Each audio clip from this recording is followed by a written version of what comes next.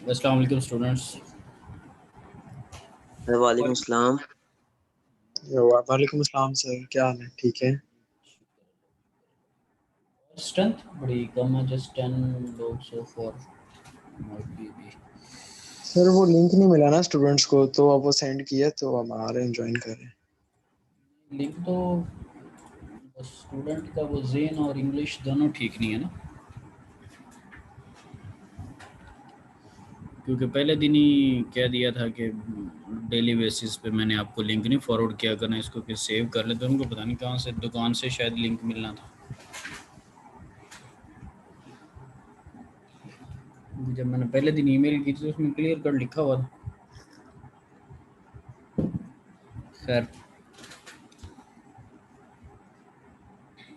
क्योंकि मैं पता ये एक बड़ा वो अच्छा सा एक एक्सक्यूज़ होता है, लिंक आ रहा है, लिंक नहीं आया, लिंक खुल नहीं रहा, लिंक बंद नहीं हो रहा। सो रिकरिंग लिंक मैंने सेंड किया हुआ और उसमें कहा हुआ था कि जब तक ऑनलाइन सेशन है इसको सेव करके रखें। खैर,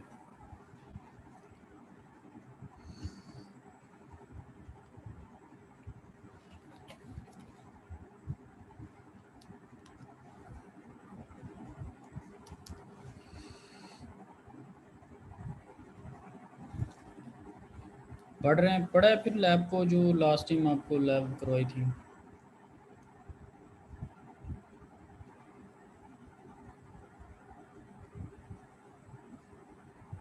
सर वो जो कुछ टर्म्स थी वो तो मतलब किए हैं कि ओवर शूटिंग वगैरह और ये फाइनल स्टेट वैल्यू और वगैरह, वो तो उसको देखा है, गो थ्रू किया है बस।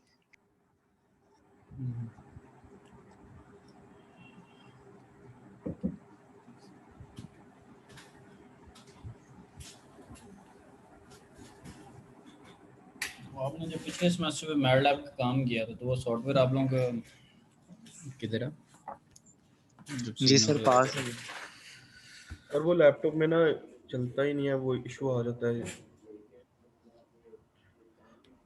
मसलन कहाँ पे चलते होते हैं सॉफ्टवेयर?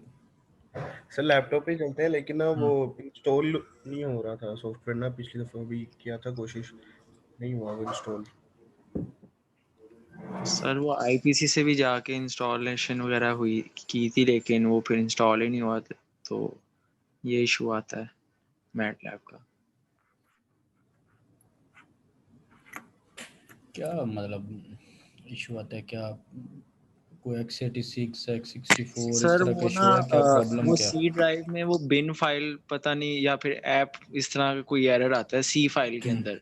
वो ऐसे शो करता है जिस तरह वो जो उसका जो डाटा है ना, मतलब जब इंस्टॉलेशन से पहले ही वो दिखा देता है सी फाइल का एरर आता है। तो उन्होंने कहा था आपकी ना ये विंडो न्यू होगी, तो फिर उन्होंने वो भी की, लेकिन उसके बाद भी वही एरर आया। तो मतलब सारा कुछ ही करके देखा था, लेकिन उसमें इंस्टॉल ही नहीं हुआ। बस वो सी फाइल का एरर आता है। अभी वो ऐप का एरर है, पता नहीं क्या है।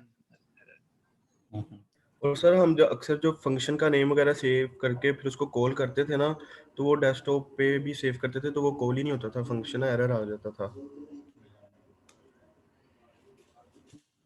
सेव किए बगैर अगर कमांड विंडो वगैरह पे कर लें फिर भी हो जाता?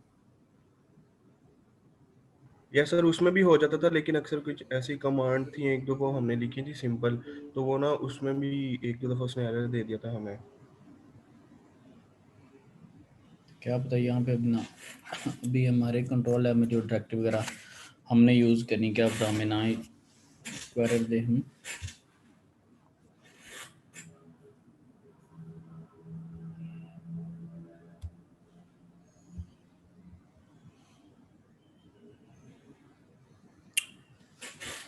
चलिए जी, खैर ये वास्ता है अपनी चीज़ें जो हैं उसको थोड़ा ठीक कर लें। अभी लास्ट टाइम बल्कि लास्ट टाइम लैब 3 हमने की थी। लेट मी सी के वो तो मोटर वाली लैब नहीं है, वो मैं देखी। सर लैब 3 की थी लास्ट टाइम हमने। हाँ जी, मोटर वाली जो। ओके जी, अच्छा आगे नेक्स्ट में लैब नंबर 4 है हमारे पास ना, मैग्नेटिक लेविटेशन के ऊपर। वो हमने नहीं करनी। अभी हम लैब नंबर करेंगे 5, जो कि कंट्रोल सिस्टम की स्टेबिलिटी, ट्रांजिएंट और स्टेडी स्टेट रिस्पांस है। ठीक है, उसको हमने देखना है। ट्रांजिएंट रिस्पॉन्स वही है जो कि लास्ट टाइम हम डिस्कस कर रहे थे, जिसमें आपके पास ट्रांजिएंट रिस्पॉन्स में कौन कौन से कंपोनेंट थे जो कि हमने पढ़े थे।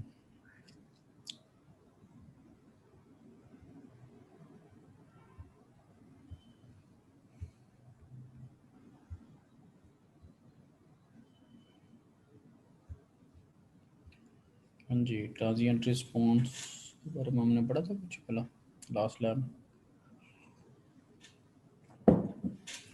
यस सर, पढ़ा था। क्या पढ़ा था?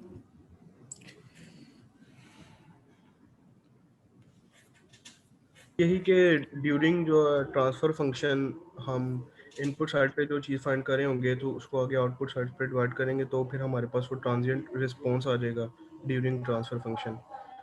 तो फिर लेप्लास को वो किया था सिंपल डोमेन में कन्वर्ट, डिफरेंशियल इक्वेशन को एस डोमेन में कन्वर्ट किया था हमने। हाँ जी, क्या था जी ट्रांजिएंट रिस्पॉन्स? सर हम इसमें ना हमारे पास जो होता है ना कि इनपुट साइड पर जो चीज़ होगी ना तो आगे वो आउटपुट साइड से उसको डिवाइड करेंगे, आउटपुट से उसको डिवाइड कर सर देंगे तो सिंपल आगे का वर्ड्स में ये होता है कि इनपुट साइड से जब वो स्टेडी स्टेट के ऊपर, जैसे हम लोगों ने वो कर्व लाइन की थी एक्सप्लेन, मतलब इनपुट साइड से उसकी कर्व जब तक स्टेडी स्टेट पे नहीं जाती, वो इनपुट से स्टेडी स्टेट तक का जो मतलब जो फासला है उसको कहते हैं ट्रांजिएंट रिस्पॉन्स।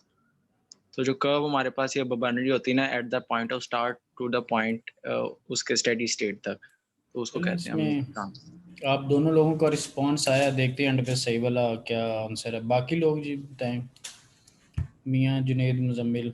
फिर जैसे सर लिफ्ट हम यूज करते हैं लिफ्ट ऑपरेटर, तो उसको जैसे एक स्पीड पे कांस्टेंट लाते हैं तो पहले एक ग्रेडियंटली एक लीनियरली वो स्टार्ट होती है, फिर एक स्पीड पे कांस्टेंट हो जाती है। तो बेसिकली जीरो से जो इनपुट दी है और जहाँ वो कांस्टेंट हुई है तो वहां तक का जो डिस्टेंस है सर उसको कहेंगे। सर ट्रांजिएंट रिस्पॉन्स सर हमारे पास होता है इनपुट ओवर आउटपुट।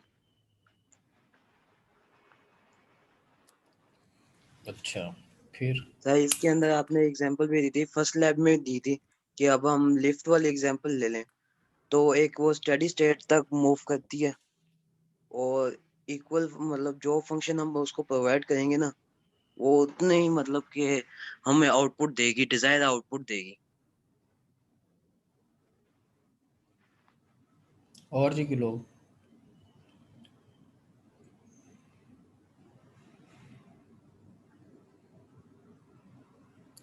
अच्छा, अगले लैब सेशन में ना आप लोगों ने मुझे वाइवा देना, ठीक है? और आप पढ़ते पढ़ते बिल्कुल नहीं भी नहीं है, मैं 0 0 लगा देने सबके, ठीक है? और बस आप लोग ठीक हो जाएं, सही है? आप लोग आ जाते हैं, लिंक नहीं आया, लिंक आ गया, लिंक को ज्वाइन कर लिया और यहाँ पे बस सुनते सुनाते रहे। आप थोड़ा चीज़ों को सीरियस नहीं, पढ़ना भी शुरू कर दें। गेस्ट अपीयरेंस के तौर पे, मेहमान खुसूसी के तौर पे आने की ना ज़रूरत नहीं है। बेहतर है कि आप लोग बीइंग अ स्टूडेंट चीज़ों को स्टडी भी करें। तो अगली दफ़ा मैंने ये जो अदर देन आज के सेशन के अलावा जो प्रीवियस सेशंस हैं ना हमारे, उनको आप लोगों ने अच्छे से प्रिपेयर भी करना है और मैं आप लोगों से चीज़ें पूछूं, इस तरह मैं चीज़ें इकट्ठी नहीं कर सकता। बहुत ज़्यादा मैं आप लोगों के ऊपर रिलाई नहीं कर सकता क्योंकि स्टूडेंट ही होते हैं और कोई आप लोगों को पता नहीं है क्या चीज़ें होती हैं। चलें जी, हमारे पास आज की जो हमने लैब करनी ना वो स्टेबिलिटी, ठीक है? कि सिस्टम स्टेबल है या अनस्टेबल है या मार्जिनली स्टेबल है, उसको भी हम देखेंगे और फिर उसकी परफॉर्मेंस को हम एनालाइज करेंगे, ठीक है? बीच में माइट भी हम ट्रांजिएंट रिस्पांस के जो कुछ पैरामीटर्स हैं हमारे पास, सेटलिंग या राइज या पीक टाइम, ठीक है, जो हमारा डिज़ायर रिस्पांस है जिसको हम अचीव करने के लिए देखते हैं कि हमें क्या पीक टाइम लग रहा है, क्या राइज टाइम है, क्या ओवरशूट्स उसमें आ रही हैं और क्या स्टेडी स्टेट एरर्स हमें जो है वो आ रहे हैं अपने डिज़ायर रिस्पांस को अचीव करने के लिए। तो वो चीज़ें भी ज़रा देखते हैं हम लोग।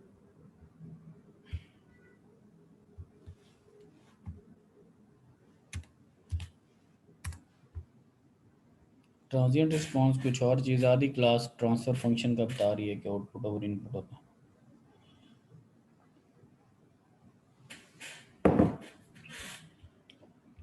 सर ये इसको ये कह सकते हैं कि ये सिस्टम का रिस्पांस होता है, ट्रांजिएंट रिस्पांस, उसका जो एक्चुअली होता है। सिस्टम का जो रिस्पांस है वो तो फिर रिस्पांस ही है, क्या ख्याल है? सिस्टम का रिस्पांस तो रिस्पांस, ये रिस्पांस सिस्टम के रिस्पांस होता है। सर वो इनिशियल से लेकर उसका आउटपुट तक जो रिस्पांस आता है उसको सारा। आपकी डिज़ायर वैल्यू को जो आप अचीव कर रहे हैं उसमें बहुत सारे पैरामीटर्स हैं। ये एक कंक्रीट किस्म का क्वेश्चन है कि इसमें आप बहुत सारे पैरामीटर्स को स्टडी कर रहे होते हैं। जब आप अपने ज़ीरो से स्टार्ट होते हैं और डिज़ायर वैल्यू की तरफ जाते हैं आप लोग, तो उसमें आप बहुत सारी चीज़ों को एनालाइज कर रहे हैं कि कब सेटल हो रहे हैं, किस तरह का राइज टाइम की क्या डेफिनेशन आती होगी तो फिर पता होगा, पीक टाइम की क्या, मैक्सिमम ओवरशूट क्या। ये वो जवाब थे जो बगैर पढ़े हल्के फुल्के बनाने की कोशिश की जा रही होती सारे। ठीक है, चीज़ें कुछ की बीच में ठीक भी थी, लेकिन ये बगैर पढ़े हुए जो पुराना नॉलेज होता है जहन में थोड़ा थोड़ा आ रहा है उसके मुताबिक। ठीक है, ये उस तरह के आंसर थे। तो इस तरह के लंगड़े लूले आंसर डिमांडेड नहीं है। जब चीज़ बिल्कुल ठीक बताई है, अच्छे से समझाई है, तो मुझे आंसर भी कंक्रीट ही चाहिए, उड़ते फिरते जवाब नहीं चाहिए। आपके पास अब इसमें हमने सेकंड ऑर्डर सिस्टम को एनालाइज करा। अच्छा, फर्स्ट ऑर्डर और सेकंड ऑर्डर पे थोड़ा सा कमेंट हुआ था, तो कोई आइडिया है क्या होता है जो फर्स्ट ऑर्डर या second order system? When we are saying कि that is a first order system या that is a second order system.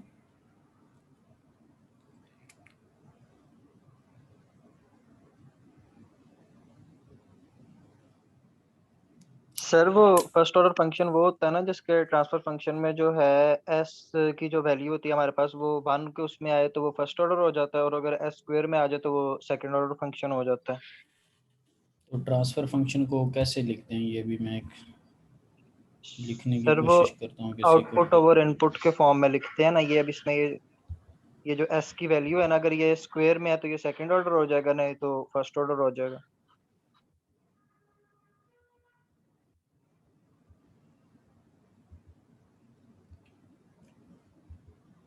तो कौन सी एस की वैल्यू को देखूं, ये न्यूमरेटर वाली को देखो, डिनोमिनेटर वाली को देखो?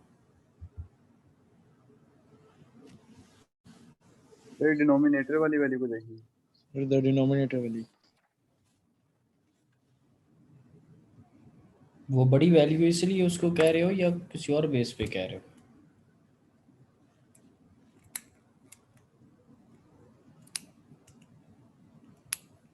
सर वो सर हमारे पास जो ट्रांसफर फंक्शन है सर वो तो डिपेंड करता है ना कि एस की जो सर हमारे पास मैक्सिमम वैल्यू की सर वही हमारे पास ऑर्डर होगा। सर मैक्सिमम वैल्यू हम डिनोमिनेटर में रखते हैं।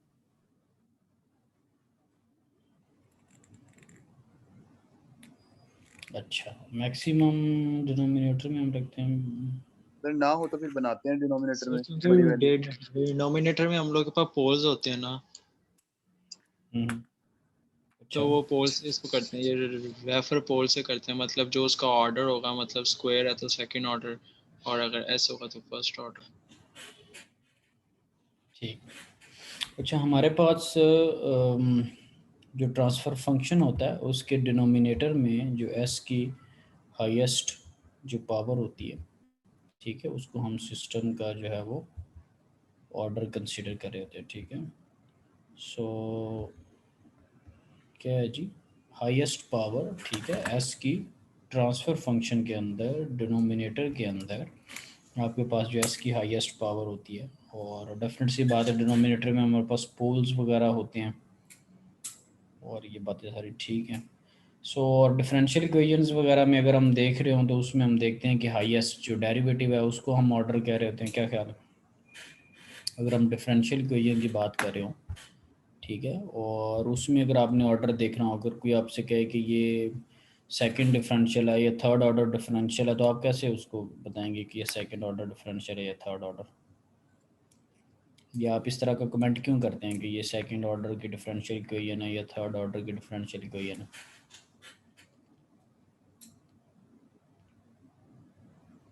तो उसको मल्टीपल टाइम्स हमने उसका डेरिवेटिव लिया होता है ना। उसका आपने 2 टाइम्स या 3 टाइम्स डेरिवेटिव लिया होता है और आप ऑर्डर जो है वो डेरिवेटिव्स के ऑर्डर की बेस के ऊपर उसको आप सिस्टम का जो ऑर्डर है वो आप बता रहे होते हैं, ठीक है। सो एस डोमेन के अंदर तो हमारे पास डेरिवेटिव्स नहीं होते, हमने तो इसको लैप्लास ट्रांसफॉर्म में किया होता है और सिस्टम्स को इवेंचुअली हम एस डोमेन के अंदर ट्रांसफर फंक्शंस के अंदर रिप्रेजेंट कर रहे होते हैं, ठीक है। तो दोनों डिफरेंट चीज़ें, दोनों डिफरेंट चीज़ों का हमें आइडिया हो गया कि डिफरेंशियल इक्वेशंस के अंदर हम हाईएस्ट डेरिवेटिव को ऑर्डर करें और लैप्लास ट्रांसफॉर्म के अंदर जब हमारे पास ट्रांसफर फंक्शन होता है तो हम उसमें डिनोमिनेटर में जो एस की हाईएस्ट पावर है उसको कह रहे थे, ठीक है। और दूसरी चीज़ ये है कि अब आपका 7th सेमेस्टर है, अब बच्चे बनने की या वो मतलब बनने की ज़रूरत नहीं है, अब आप बड़े हो चुके हैं, आप लोगों को खुद से अंदाज़ा होना चाहिए कि आपको कौन सी चीज़ आती है और कौन सी नहीं आती। जो नहीं आती उसके लिए एफर्ट करें, ठीक है। अगर ऊपर चद्दर लपेट के आपको ये है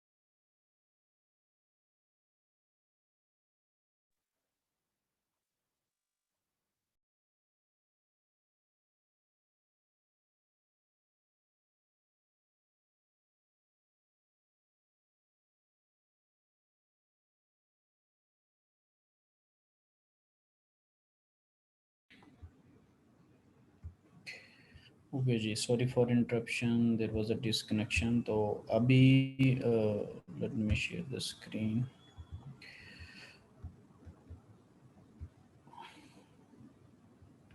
मैंने आप लोगों के सामने ये एक मेरे पास ट्रांसफ़र फंक्शन है जी ऑफ एस का, ठीक है।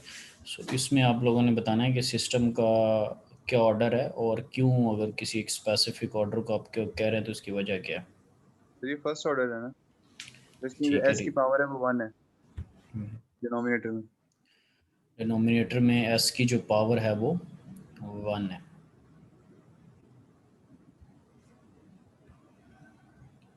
और इसी तरह जो हमारे पास सेकंड ऑर्डर सिस्टम होगा उसमें एस की पावर क्या होगी, 2 होगी। लास्ट टाइम जो हमने लैब की थी उसके अंदर आपके पास एस की जो पावर थी वो स्केयर में थी और उसके अंदर 2 पोल्स भी आपने देखे थे, -2 और -10 के ऊपर, that was second order.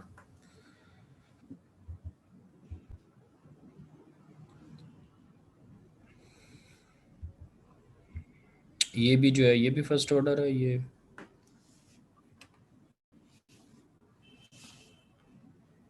Yes sir.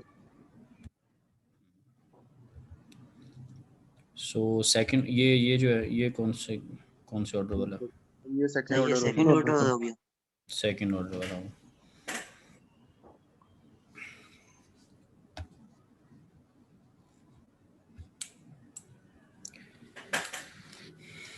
अच्छा, जब आप ये चैप्टर स्टडी करेंगे, चैप्टर नंबर 4, ठीक है, तो उसके अंदर जब ट्रांजिएंट रिस्पांस को आप देख रहे होंगे तो पहले कुछ आर्टिकल्स में आप फर्स्ट ऑर्डर को स्टडी करेंगे और फिर आप सेकंड ऑर्डर सिस्टम को स्टडी करेंगे, जिनकी डिफरेंट टाइप्स हैं, जिनको अभी हम देखते हैं कि under damped, over damped, critical damped, ठीक है, अनडैम्ड। और आप कुछ पैरामीटर्स जो हैं वो कैलकुलेट कर रहे होंगे कि अगर आपको पोल्स कैलकुलेट करने हैं तो ये फॉर्मूला, डीसी गेन कैलकुलेट करना है तो ये फार्मूला, डैम्पिंग रेशियो कैलकुलेट करनी है तो, सेटलिंग टाइम करना है तो, और इसी तरह परसेंटेज ओवरशूट अगर कैलकुलेट करनी है तो ये कुछ मैथमेटिकल फार्मूलाज हैं जो कि थ्योरी के अंदर आप पढ़ेंगे और इसी बेस के ऊपर आपके पास कैलकुलेशंस करेगा मैटलैब। और जब आप उसका रिस्पांस देखेंगे सेकंड ऑर्डर सिस्टम का तो आपको उसी तरह एक ग्राफ बना के दिखाया जाएगा जिस तरह कल मैंने डेफिनेशंस के टाइम आपको एक ग्राफ बना के शो करवाया था। ये आप देखें उसी तरह का लग रहा है। कोई भी खैर वैल्यूज़ में भी हम इंटरेस्टेड नहीं हैं। तो ये ग्राफ किस चीज़ का बना हुआ है वैसे? आपके इसको देख के क्या क्या ख्याल आता है? मतलब कंट्रोल सिस्टम्स के हम सारे स्टूडेंट है ना। सर ये ऐसी सर रिस्पॉन्स है सर किसी चीज का सर, जैसे हमने लास्ट टाइम देखा था सर, वैल्यू पहले ओवरशूट कर रही है सर, फिर वो आते आते सर वो जो हमारे पास जो रिक्वायर्ड वैल्यू है वहां पे आ जाता है सिग्नल। सर ये उसी तरह का सिग्नल है। ठीक है हाँ जी। बाकियों को क्या अंदाज़ा होता है? कंट्रोल हमने थोड़ी बहुत पढ़ी है, मतलब अभी आगाज़ में हम कंट्रोल के लोग हैं, तो आपके ख्याल में क्या आ रहा है? सामने चीज़ें क्या जी? सर ये स्टेबल सिस्टम है, ये मतलब कि स्टेडी स्टेट में आ रहा है, लास्ट में आके मतलब स्टेडी स्टेट में कंडीशन फॉलो हो रही है, तो इसको स्टेबल भी कह सकते हैं। अच्छा, और जी क्या मतलब करने की कोशिश करें, कुछ एनालाइज क्या हो रहा है?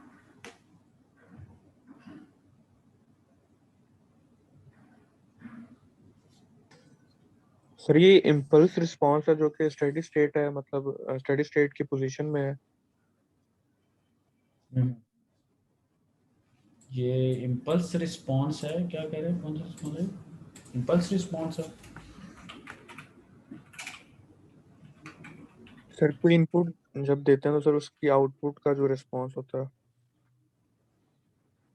ठीक है, बेसिकली जो आप रिस्पॉन्स की बात कर रहे हैं वो इनपुट का ही होता है। इनपुट आपने किसी सिस्टम को दी और उसका जो रिस्पॉन्स है, तो ये सारी एक ही बातें हैं। किसी सिस्टम को आपने इनपुट दी और सिस्टम का जो भी अपना ट्रांसफ़र फंक्शन है उसने उसके अकॉर्डिंगली इनपुट के साथ वो सलूक किया जो कि उसको करना चाहिए था according to the transfer function. Input और ट्रांसफ़र फंक्शन मल्टीप्लाइड, तो वो जो बाद में आपको आउटपुट मेरी है, जो रिस्पॉन्स मेरा, उसी चीज़ का ही नाम है।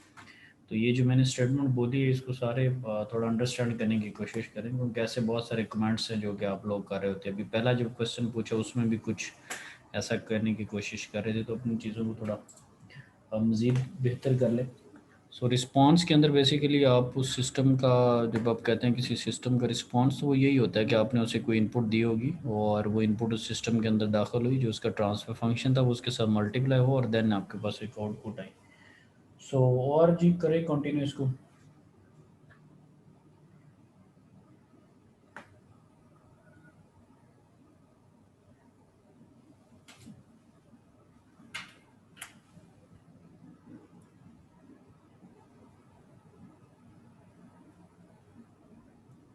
सर जो स्टार्टिंग से लेके जो जहाँ पर डॉट लिखा है सिस्टम टाइम सेकंड्स और एम्पलीट्यूड, वो उसका ट्रांजिएंट रिस्पॉन्स, और आगे फिर उसका फिर सेटलिंग टाइम, पीक टाइम और ओवरशूट वगैरह जो हमने जो जो टर्म्स जो हमने दी पढ़ी, steady state error, steady state value, तो वो आगे टर्म्स की वो होंगी रेफर। चले अच्छा चले जी। खैर बहुत आसान अल्फाज में काफ़ी हद तक आप लोग ठीक ही कह रहे थे। मैं लेट से इसको अभी देखता हूँ, बिल्कुल इसने जो कुछ भी बनाया हुआ मैं उसको हट के, क्योंकि अभी मैं उस चीज़ को डिस्कस करना शुरू नहीं किया। ये मेरे सामने किसी भी सिस्टम का कोई रिस्पॉन्स है जिसको कि मैंने कोई सर्टन इनपुट अप्लाई की होगी और उस सिस्टम ने मुझे जो आउटपुट के तौर पे जो चीज़ दी है, जिसको हम सिस्टम का रिस्पॉन्स कहते हैं। ठीक है, सो ये वो कोई रिस्पॉन्स बना हुआ है। अब मैं फर्दर जब इसकी डिटेल में जाऊंगा कि ये फर्स्ट ऑर्डर सिस्टम है, सेकंड ऑर्डर सिस्टम है, अगर सेकंड ऑर्डर है तो उसकी काफ़ी सारी टाइप्स होती हैं, और फिर उसमें भी जब मैं चला जाऊंगा तो मैं देखूंगा कि ये रिस्पॉन्स जो है वो फाइनल वैल्यू के इर्द गिर्द ऑसिलेट कर रहा है, नहीं कर रहा, स्टेडी स्टेट जो वैल्यू है उसको अप्रोच करने की कोशिश ये कर रहा है, नहीं कर रहा, इसमें एरर कितना है, और सेटलिंग, राइज, पीक, ओवरशूट, वो तो पैरामीटर्स जब मैं या तो मैथमेटिकली कैलकुलेट करूंगा या करेक्टरिस्टिक्स में जाके ग्राफ के थ्रू उसको देखने की कोशिश करूंगा। somehow just for the sake of motivation इस पे मैंने पॉज किया था ताकि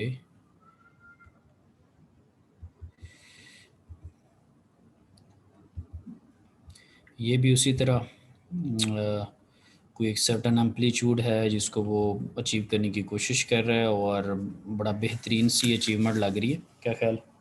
अगर लेट से उसने यूनिटी को अचीव करना था तो बड़ा एक रीजनेबल मुझे तो ग्राफ लग रहा है। क्या ख्याल है? Yes sir. ऐसी है। ये सर वो एकदम उस वैल्यू पे नहीं पहुंचा, बहुत स्मूथ तरीके से पहुंचा वहाँ पे। ठीक है, अच्छा जी। और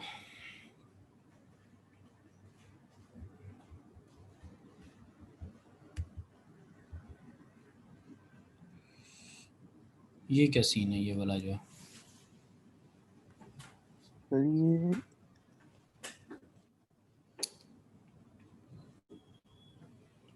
नाजुक सूट क्या है? सर अनस्टेबल सा लग रहा है, अनस्टेबल लग रहा है। अनस्टेबल लग रहा है, अच्छा जी। चलो मैं कह रहे जी अनस्टेबल लग रहा है, ठीक है। चलें, पिक्चर सारी ग्राफ्स दिखाने का मकसद ये था कि चीज़ें मुख्तलिफ भी हैं, एक टाइप की चीज़ें नहीं हैं, ठीक है। चीज़ें कुछ डिफरेंट भी हैं। किसी को पहले में किसी ने कमेंट किया कि बहुत स्मूथ था और इसमें किसी ने कहा कि अनस्टेबल है। साफ ज़रा भी हमने चीज़ें ठीक से पढ़ी नहीं है तो हमें उसका आइडिया नहीं है। हम ज़रा मैं आपको एक ऐसे पेज पे लाना चाह रहा हूँ जिसमें मेरे पास सारे ग्राफ्स बने हुए, तो वहाँ पर मैं आपको सिस्टम की ये सारी टाइप्स के बारे में थोड़ा बताता हूँ।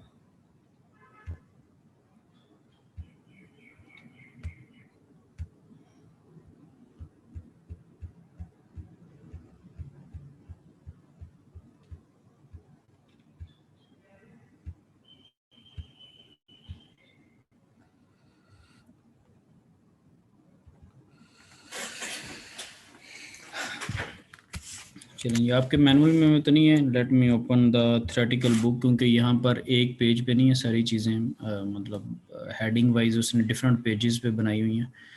तो मैं एक मिनट बुक ओपन कर लेता हूँ ताकि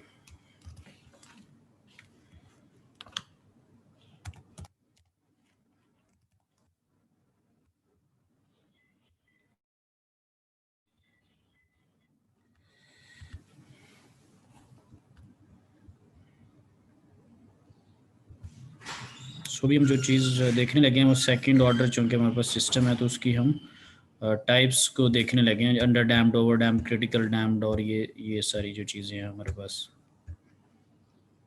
ठीक है, ये वो चीज़ है कि जिसमें मेरे जहन में ये पिक्चर थी।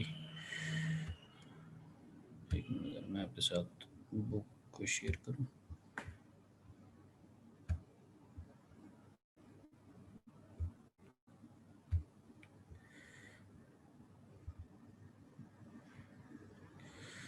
ओके जी, अच्छा ये अगर आप देखें चारों ग्राफ्स को, इसको मैं अगर थोड़ा स्मॉल में कर लूँ,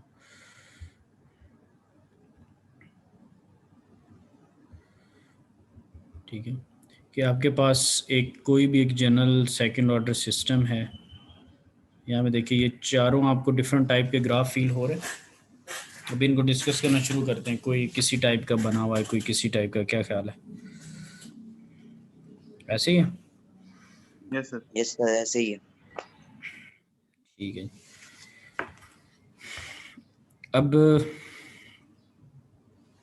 इसमें अगर आप देखें जो नाम इनके साथ मेंशन है कि इसको उसने लिखा हुआ है ओवर डैम ना, उसको खैर पता है ऑब्वियसली, उसने उसी वजह से लिखा हुआ है। ये सारों में एक ही सिस्टम है, जीओफएस इज द सेम, ठीक है। पहले दो में इसमें 9s+9 और इसमें खैर उसने ये चेंज कर दिया। आपके पास ओवर डैम्ड में कोई और इसका ट्रांसफ़र फंक्शन है, इसमें अंडर डैम्ड में कोई और है, और इसमें कुछ और है। इनपुट इन सब में सेम है, ठीक है, क्योंकि अगर आप इनपुट जो उसने लिया हुआ दैट इज़ 1/s, ठीक है। अब इसमें ये है कि अगर इनपुट सब में सेम और अगर आप ट्रांसफ़र फंक्शन भी सेम ले लेते हैं, फिर साफ ज़रा रिस्पॉन्स आपका सेम ही आएगा, फिर आप चार मुख्तलिफ सिस्टम को एनालाइज नहीं कर सकते, ठीक है। तो इनपुट सेम है, ट्रांसफ़र फंक्शन सारों के डिफरेंट है। ये 9/s² + 9 + s है, ये कुछ और है। लेकिन जो गौर तलब बात ये है कि सारे सेकंड ऑर्डर हैं। क्या है जी? सारों के डिनोमिनेटर में देखें बॉक्स में आपको s⁻² नज़र आ रही है, s², यस सर। ऐसे ही। तो सब में सिस्टम का ऑर्डर क्या है जी? सेकंड 2 ऑर्डर है, सर। ठीक है। सेकंड ऑर्डर सिस्टम में कॉमन चीज़ ये है कि सारे जो है वो सेकंड ऑर्डर सिस्टम है, ठीक है। और अभी हमारे पास सबसे पहले है जी ओवर डैम्ड, डैम्ड और अनडैम्ड और क्रिटिकल डैम्ड, ठीक है। ये चार हमारे पास चीज़ें, इनको ओवर डैम्ड अभी हमारे सामने तरतीब वाइज जैसे शुरू है कि ओवर डैम्ड लिखा हुआ, ठीक है। अब ओवर डैम्ड के केस में हम एक डैम्पिंग रेशो को कंसिडर करते हैं, जिसको सारों में एक टर्म यूज़ हम किया करेंगे। ओवरऑल सेकंड ऑर्डर सिस्टम में हम एक टर्म यूज़ करते हैं जीटा, ठीक है। सो ओवर डैम्ड के केस में जीटा जो है वो दैट इज़ ग्रेटर देन 1 और अंडर के केस में वो लेस देन 1 होगी। ये भी इवेंचुअली हम डिस्कस करते जाते हैं क्या होता है। और हमें कैसे पता चलता है कि ये दोनों, अगर आप पोल्स देखें, सारों के पोल्स की ना आपने वैल्यूज़ देखनी है। हर एक जो सिस्टम है उनके पोल्स की डिफरेंट वैल्यू होगी। आप देखें आपको क्या व्यू, ऐसा व्यू मिल रहा है, सारे जो सिस्टम्स हैं उनके पोल्स की वैल्यू डिफरेंट है, ऐसे ही। यस सर, डिफरेंट है। ये जो ओवर डैम्ड है उसमें पोल्स किस तरह के हैं? जैसे आप वर्ड एक यूज़ करते हैं ना, रियल, इमेजिनरी या कॉम्प्लेक्स। रियल, इमेजिनरी और कॉम्प्लेक्स। कॉम्प्लेक्स में रियल और इमेजिनरी दोनों होते हैं। रियल में yes sir. Obviously just real yes component होंगे, सर, इमेजिनरी पार्ट नहीं होगा। तो आपको यहाँ पर ये किस टाइप के पोल्स लग रहे हैं? ये नेगेटिव है एक ठीक है, नेगेटिव है। और जी एक कमेंट आया जी, ये नेगेटिव हैं पोल्स। और सर ये कॉम्प्लेक्स होंगे। नेगेटिव हैं और कॉम्प्लेक्स होंगे, तो इसमें जे की वैल्यू क्या है? कॉम्प्लेक्स भला क्या होता है? यस सर, जिसमें इमेजिनरी पार्ट होता है सर। कॉम्प्लेक्स में इमेजिनरी पार्ट नहीं होता, इमेजिनरी पार्ट भी होता है। Real plus yes sir, imaginary real और को क्या आप कहते हैं? इमेजिनरी। कॉम्प्लेक्स। जिसमें रियल पार्ट नहीं होता और सिर्फ इमेजिनरी होते हैं उसको आप इमेजिनरी कंपोनेंट कह रहे थे। जिसमें दोनों होते हैं वो कॉम्प्लेक्स, और जिसमें इमेजिनरी नहीं होता वो रियल कंपोनेंट्स होते हैं। हाँ जी, बाकी भी स्टूडेंट बताएं कि ये रियल है, कॉम्प्लेक्स है, इमेजिनरी क्या है? सर ये रियल होंगे, और क्योंकि इसमें जे 0 है। हम्म। अच्छा, एक और बात है, पार्टिसिपेशन सारे किया करें, अदरवाइज मैं आपको यहाँ पे फिर इसमें कॉम्प्लेक्स भी है, जैसे हाँ, ये अनडैम्प्ड में देखें तो ये कॉम्प्लेक्स नजर आ गया है, सर जे की फर्स्ट वैल्यू आ वाला रही है। रियल होगा। लिंक मेरे पास ठीक है। मैं पहले थोड़ी एक और चीज़ सुन ले ज़रा। लिंक मेरे पास एक ही है, जिसको मैंने यहाँ से किक आउट कर दिया, वो फिर अगली मीटिंग्स भी ज्वाइन नहीं कर सकता, ठीक है। ये ना हो कि जो पार्टिसिपेट नहीं करे उनको मैं वैसे ही निकाल दूँ यहाँ से, ठीक है। तो ये बात ज़रा जो है ना ज़हनशीन किए रखें। ये जो मेरे पास हैं ये नेगेटिव हैं और रियल है, ठीक है। क्या है जी? नेगेटिव है और तो ये और पहले रियल वाला नेगेटिव रियल है, सर, फिर सेकंड वाला नेगेटिव ठीक है। कॉम्प्लेक्स है सर। अब अंडर डैम्ड की जब मैं बात कर रहा हूँ तो उसमें मेरे पास अंडर डैम्ड में आप देखें, अंडर डैम्ड आपको किस सर तरह का ये नजर आता है? कॉम्प्लेक्स है। सर ये सर नेगेटिव इसमें है रियल और पार्ट भी है, कॉम्प्लेक्स है, -1 और इमेजिनरी पार्ट भी है सर, इसमें जे की वैल्यू आ रही है हमारे पास, तो तो ये कॉम्प्लेक्स कॉम्प्लेक्स हो जाएगी। हाँ जी, और जी कोई क्या है सर जी थर्ड मामला? वाला सिर्फ इमेजिनरी है। नहीं, अभी 2 की बात हो रही, थर्ड की बात नहीं हो रही, अभी सर 2 को थर्ड वाला डिस्कस। कॉम्प्लेक्स है, 2 रियल प्लस इमेजिनरी।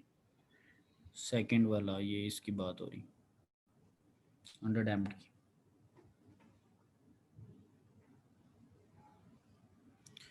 जी, अंडर डैम्ड में जो है वो, जो हम जब जीटा की बात करेंगे तो जैसे नाम से ज़ाहिर है अंडर की वजह से, तो इसकी वैल्यू जीटा की लेस देन 1 होगी। और इसमें जो दोनों पोल्स हैं आपके पास, इनको अगर आप देखें तो ये मुख्तलिफ़ किस्म के आप बता रहे थे वैल्यूज़।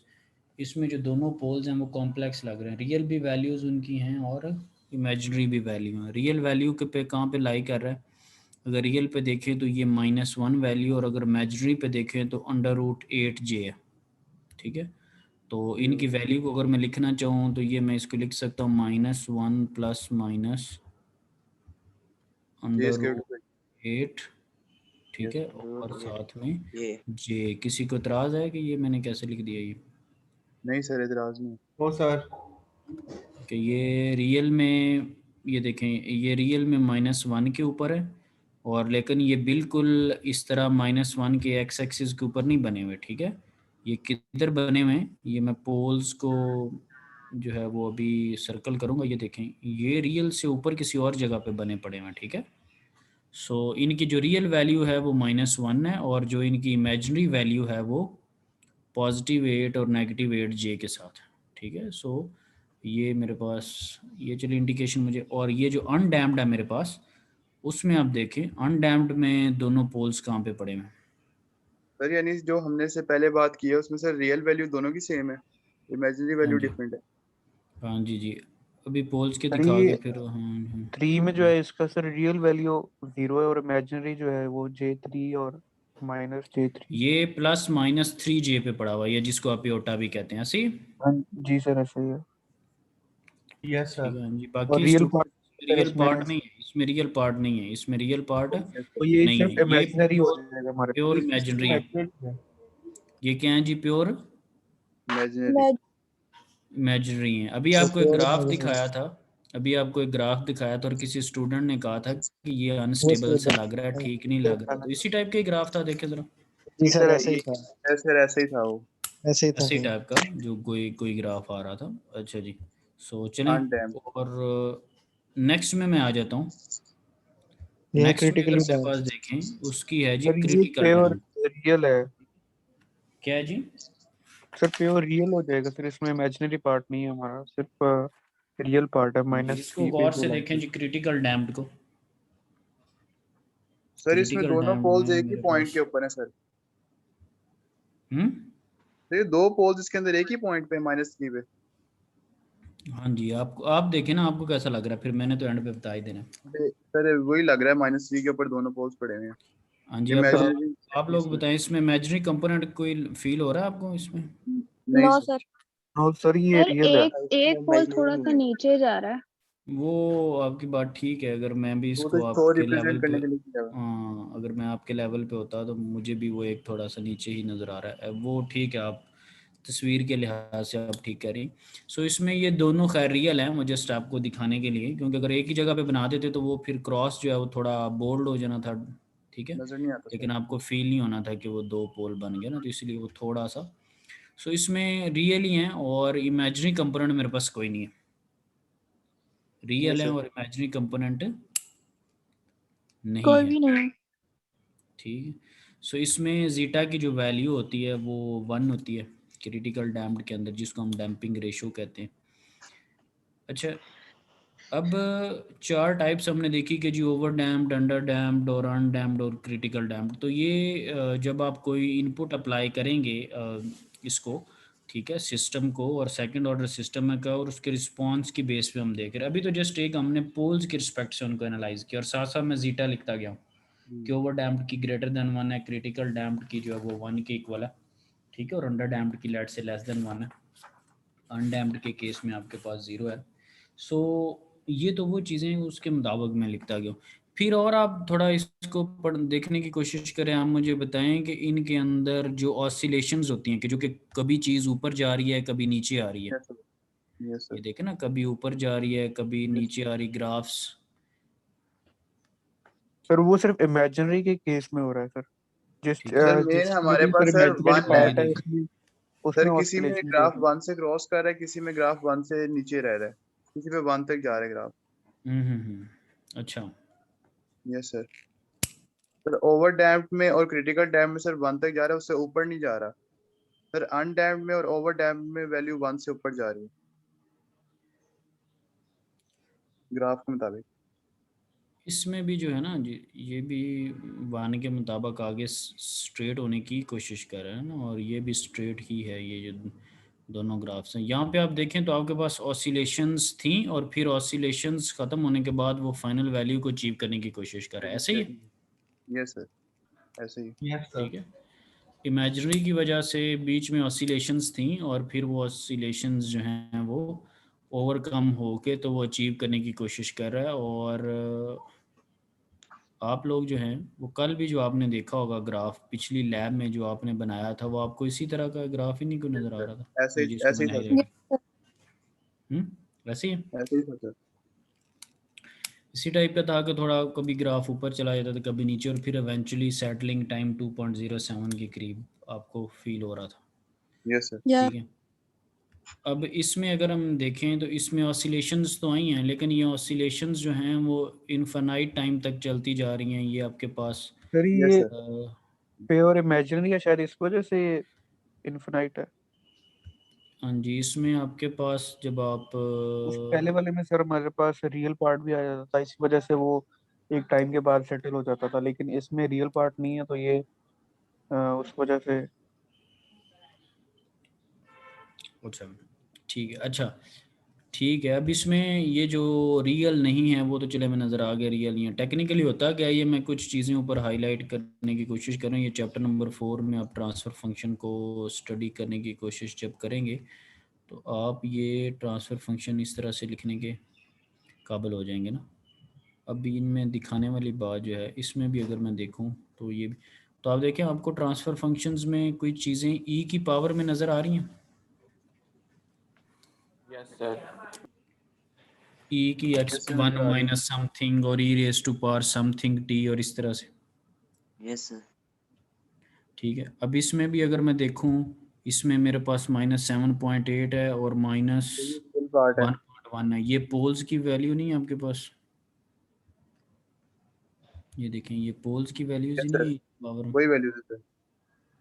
ठीक है, और इसमें भी अगर आप देखें तो आपको ये एक्सपोनेंशियल में जो कॉज के साथ है वो आपके पास √8 नहीं आपको नज़र आ रहा उसके अंदर, ये भी देखें कॉज के साथ √8 है। और अगर ये बिल्कुल लास्ट वाले में भी देखें तो ई रेज टू पावर -3t और E raise to power -3t ऐसे ही है एक्सपोनेंशियल के साथ। जी सर। जी सर। तो रियल जो कंपोनेंट हैं वो इवेंचुअली आपको आपकी जो ऑसिलेशंस हैं उनको कम करके इवेंचुअली आपको स्टेडी स्टेट वैल्यू पे लाने की कोशिश करते हैं। ठीक है, और वो मैथमेटिकली उसके पीछे रीज़न है कि कैसे आपके पास एक्सपोनेंशियली डिके आता है। ठीक है, ग्राफ में कैसे डिके आता है। अब जो जो जिस पे मैंने कमेंट अनडैम्ड है, मैं सारों को यहाँ पे ख़त्म कर देता हूँ। सो अनडैम्ड वाला जो सिनेरियो, इसमें कोई रियल कंपोनेंट नहीं है, इसमें E raise to power minus something और टी जो होता है वो आपके पास वो नहीं है। रियल कंपोनेंट चूँकि ज़ीरो है, किसी भी चीज़ की पावर ज़ीरो तो क्या हो जाता है 1, तो इसीलिए आपको यहाँ पे एक्सपोनेंशियल नज़र नहीं आ रहा। ठीक है, सो इनके पीछे भी ऑब्वियसली सारों के पीछे कुछ ना कुछ रीजंस हैं जो कि आप लोग स्टडी करेंगे थ्योरी के अंदर। तो ये कुछ चीज़ें थी कि किस तरह से अब जब मैं लैब में जाऊंगा तो वो वही काम करेगा। सपोज अगर वो अनडैम्प्ड को कह देता है कि इसमें इनफाइनाइट ऑसिलेशंस है, तो आपको यहाँ पे नज़र आ रहा है कि इनफाइनाइट ऑसिलेशंस अनडैम्प्ड का। क्योंकि सर उसके अंदर 1 को तो सर वो अप्रोच नहीं करे सर, वो सीधा फिर ये सीधा ही रहेगी वैल्यू उसकी। नहीं, मैं कह रहा हूँ कि पिक्चर को देख के अगर मैं कहूँ कि इसमें इनफाइनाइट ऑसिलेशंस हैं तो ये मैं ठीक कह रहा हूँ गलत कह रहा हूँ? ठीक कह रहे हैं आप। सही कह रहे हैं सर आप। तस्वीर को देख के फील हो रहा है? यस सर, पिक्चर को देख के ना, ग्राफ को देख के फील हो रहा है इनफिनाइट ऑसिलेशंस हैं। इनफाइनाइट ऑसिलेशंस हैं और वो स्टेडी स्टेट की तरफ नहीं जा रहा। अब अगर ये जो क्रिटिकल डैम्ड है इसको मैं अब हाईलाइट कर दिया, इसको देख के आपको लग रहा है अगर मैं कहूँ कि इसमें ऑसिलेशंस नहीं है, ये जब अपनी स्टेडी स्टेट वैल्यू की तरफ गया था तो इसका ग्राफ ऊपर नीचे नहीं हो रहा, ऑसिलेट नहीं कर रहा। अगर मैं इसको कहूँ कि ये क्रिटिकल जो डैम्ड है ये विदाउट ऑसिलेटिंग है तो ठीक कहूँगा? ठीक है सर नजर तो नहीं आ रही इसके अंदर ऑसिलेशंस। सर इसके अंदर ऑसिलेशंस तो आ रही है नजर, क्योंकि स्मूथ पर ऑसिलेशन तो नहीं ये डायरेक्टली स्टेडी स्टेट पे आया ट्रांजिएंट के बाद, तो इसमें कोई ऑसिलेशन नजर नहीं आ रही। ठीक है, चलें कुछ कोई इत्फाक कर रहे हैं, कुछ मे और मे नॉट पे भी हैं, लेकिन तकरीबन इत्फाक की तरफ ही हैं जी। चलें जी, अच्छा अगर मैं ठीक है जी, अगर मैं ओवर डैम्प्ड की बात करूं, अब ये बिल्कुल टॉप पे है। ठीक है, सो इसके अंदर में भी मैं देखूं तो इसके अंदर क्या है जी, बोथ पोल्स जो हैं वो रियल हैं और नेगेटिव हैं, ऐसे ही है, दोनों पोल्स रियल हैं और नेगेटिव है, ऐसे ही है। ठीक है जी। और ऑसिलेशंस भी इसके अंदर भी नहीं है, ऑसिलेशंस इसके अंदर भी नहीं है। ठीक है, फ़र्क अभी थोड़ा देख लेंगे कि स्टेटमेंट क्या होती है। अब इसमें ओवर में और क्रिटिकल बिल्कुल मुझे सेम लगता है, लेकिन इसके अंदर एक मैं छोटी सी चीज़ का इसकी खसूसियात में जाके जब इजाफा करूँगा तो वो चीज़ें मेरे पास जो हैं वो ठीक हो जाएंगी। लगता है साथ साथ मैनुअल बच्चों ने भी खोला हुआ है। अच्छा जी, सो और अंडर डैम्ड की जब हम बात करते हैं, ठीक है, अंडर डैम्ड में क्या है जी, अब अंडर डैम, एक मिनट में सारों को ख़त्म कर दूं। अंडर डैम्ड का ना आप इसी तरह आप मुझे बताएंगे ग्राफ को देख के, जैसे मैं पहले बातें भी कर रहा था ना अभी। हाँ जी, आप बताएं अब ऑसिलेशंस के पॉइंट ऑफ व्यू से, और ये इस तरह के कुछ कमेंट्स करने की कोशिश करेंगे। सर इसके अंदर ऑसिलेशन है सर। माइनर सर स्टार्ट में Oscillations, ऑसिलेशन है, फिर ये हाँ जी, स्टेडी स्टेट की तरफ जा रहा है। सर लगे नॉर्मल ठीक है सर इसमें ठीक जो है। सिग्नल है सर वो स्टेडी स्टेट के साथ सर ऑसिलेट कर रहा है सर। सर बाकी दो में नहीं कर रहा था सर, वो डायरेक्ट उस पर स्टेडी स्टेट पे पहुंच रहा था सर। इससे वैल्यू ऊपर भी जाती है नीचे भी आती है और एंड पे जाके सर वो स्टेडी स्टेट में आ जाती माइनर स्टेडी स्टेट होगा। अच्छा जी चलें ठीक। अच्छा मैं अब आपके सामने एक चीज़, ये तो हो गया कि हमें उसके रिस्पॉन्स का पता चले ना। एक स्टेटमेंट आपको पढ़ाता हूँ। ये ठीक है, ये बातें आपकी ठीक हैं, काफ़ी हद तक आपका कॉन्सेप्ट इम्प्रूव होते हुए नज़र आ रहे हैं मुझे। ये अब मैंने मैनुअल के आपके सामने एक चीज़ देखी, क्योंकि मैनुअल के साथ एक वर्ड था स्टेबिलिटी का। क्या वर्ड था जी? है। यस सर, स्टेबिलिटी का। ठीक है, तो उसके अंदर स्टेबिलिटी के अंदर क्या होता है कि अगर सिस्टम स्टेबल हो, हमने देखना कि सिस्टम स्टेबल है या नहीं है। तो आप ये पहली ये जो लाइन में हाईलाइट कर रहा हूँ इसको पढ़ो ज़रा। All the Systems, poles are in left half plane. all the poles are in the left half plane. Left half plane का से क्या मुराद है? ये जब आप पॉजिटिव और नेगेटिव एक्सिस बनाते हैं, एक्स एक्सिस पे पॉजिटिव और नेगेटिव वैल्यू लेते हैं, तो लेफ्ट हाफ नेगेटिव प्लेन में साइड कौन वाला सा, जो ये होता है जिसको मैंने सर्कल कर दिया, ये आपके पास नेगेटिव क्या है जी? ये The left left half left half. Half plane. Plane है। भाई एक्स एक्सिस वाई एक्सिस का पता है ना, कहीं छोटी जी क्लासेस सर में पता पढ़े है। हम। Yes Yes. सर। तो all the poles are in the left half plane. Half plane, तो उसके लिए एक शॉर्टकट यूज़ हो रहा है LHP, ठीक है, लेफ्ट हाफ प्लेन। और इसके बाद हम आ जाते हैं दरमियान वाले पॉइंट को भी स्किप करता हूँ, उस पर बाद में आता हूँ। तीसरा पॉइंट इसको मैं हाईलाइट कर रहा हूँ, सिस्टम विल बी अनस्टेबल। और सिस्टम विल बी अनस्टेबल को मैं डिस्कस कर रहा हूँ, और Any ये pole. मैं सर्कल भी कर रहा हूँ। और ये बताइए ये क्या लिखा हुआ जी? इफ़, राइट हाँ हाफ जी, प्लेन हो गया, पॉजिटिव साइड हो नहीं गया। If any pole नहीं is नहीं in नहीं, right half plane. इसमें बड़ी कानून की बातें हैं, इसको ज़रा सर गौर से अगर देखें। कोई भी एक सर अगर कोई भी एक भी पोल अगर उसके राइट हाफ प्लेन में होगा तो फिर वो अनस्टेबल के कहलाएगा। अच्छा, इसमें और इसकी वर्डिंग में आपको क्या फ़र्क नज़र आया? लेफ़्ट और सर राइट उसमें के ये है अलावा, कि और उसमें उसमें लेफ़्ट सारे और राइट पोल के वर्ड के अलावा, उसमें हाँ। कोई भी एक पोल अगर सारे पोल्स अच्छा, वो लेफ्ट हाफ में होंगे तो फिर वो स्टेबल होगा। अगर कोई भी एक भी पोल अगर उसके राइट हाफ पे होगा तो वो फिर अनस्टेबल होगा। हाँ जी, बाकी बताएं जी, में फ़र्क तलाश करें जैसे आया होता है। Yes sir. लेफ़्ट हाफ और राइट हाफ के अलावा कोई बात बताएं। हाँ जी जी, फीमेल में से कोई बोलने कुछ, हाँ बताएं ज़रा। सर LHP में है ना कि all the poles are in left plane, left half plane, और उसमें कोई भी एक होगा तो कोई भी एक राइट साइड पे होगा तो फिर वो RHP और वो अनस्टेबल होगा। ठीक है सर जी, इसमें कमेंट। ऐसे हो सकता है कि सर इसमें जो हमारे पास सर पोल की वैल्यू होती है सर वो बाद में एक्सपोनेंट की पावर बनती है। तो सर अगर वो नेगेटिव पावर होगी तो सर वो फिर अप्रोच करेगा स्टेडी स्टेट को। सर अगर वो पॉजिटिव होगा और ई की पावर पॉजिटिव होगी तो सर वो तो वैल्यू बढ़ती जाएगी। तो सर इसी वजह से सर अगर पॉजिटिव वैल्यू होगी तो सर वो तो कभी स्टेडी स्टेट की तरफ आएगा ही नहीं जब सर ई की पावर पॉजिटिव हो जाएगी। सर अगर ई की पावर नेगेटिव होगी तो फिर वो 1 की तरफ आएगी वैल्यू हमारे पास। ये तो वो मोहब्बत है ना जो आपको बताइए और आप यहाँ पे बिखेर रहे हैं, मुझे खुशी हो रही है। ये तो वो आपको एक एक्सपोनेंशियल की एक लॉजिक बताई है, तो उसको आप लोग पिक कर रहे हैं, तो चलिए अच्छी बात है। वो इसी तरह की चीज़ है और वो बताने का मकसद भी ये था। अगेन जब चैप्टर नंबर 4 पे जाएंगे तो ये बातें वहाँ पर याद कीजिएगा, और वहाँ पे फिर मुझे ही बताइएगा कि क्या याद किया क्या नहीं किया, ठीक है? क्योंकि वो मुझे पता है कि मैं आपको कहाँ पर पहुँचाया हुआ है ना, और वहाँ से उतारना कैसे नीचे, क्या ख्याल है? अगर आप छलांग लगाएंगे तो टांग वगैरह भी टूट सकती है, मसले मसाइल पैदा हो सकते हैं। तो ये बिल्कुल ठीक कह रहे हैं, ये भी E raise to power exponential वाली वो बात बताने का और डिके की और वो सारी चीज़ें वो बेसिकली यही हैं। अच्छा, इसमें अब आपके पास क्या है जी? All the poles are in the left half, और सारे पोल्स अगर लेफ्ट हाफ प्लेन पे होंगे तो तभी वो स्टेबल है। सपोज मेरे पास 6 पोल्स हैं। कितने पोल्स हैं जी? 6। और 5 पोल्स लेफ्ट हाफ प्लेन पे हैं और एक पोल जो है वो राइट हाफ प्लेन पे है, तो सिस्टम क्या होगा? अनस्टेबल होगा सर। 5 पोल लेफ्ट हाफ में, एक राइट में। हाँ जी सर अनस्टेबल होगा तो क्योंकि उसकी अनस्टेबल तो हम लोग के पास कंडीशन ये है कि अगर कोई अनस्टेबल। भी एक पोल उस पे आ जाए तो फिर वो अनस्टेबल ही कहलाया जाएगा। ये जी इसको अनस्टेबल इसलिए कह रहे हैं, उसने लिखा हुआ इफ़ एनी पोल, अगर कोई भी जो पोल है वो राइट हाफ में होगा, तो एक मेरे पास राइट में 5 दूसरी तरफ है, तो ये सिस्टम मेरे पास अनस्टेबल होगा। ठीक है जी। सो ये स्टेबल और अनस्टेबल का मुझे पता था। मैं मार्जिनली स्टेबल की तरफ आ जाता हूँ। मार्जिन स्टेबल में वो क्या कहता है, if any pair of the pole is on the imaginary axis, अगर कोई भी जो पेयर है पोल का वो इमेजिनरी एक्सिस पे हो। अब आप मजे की बात देखें कि यहाँ पहले उसने पेयर्स की बात नहीं की, यहाँ पर पेयर की बात कर रहा है, क्या ख्याल है? ऐसे ही ऐसे ही है सर।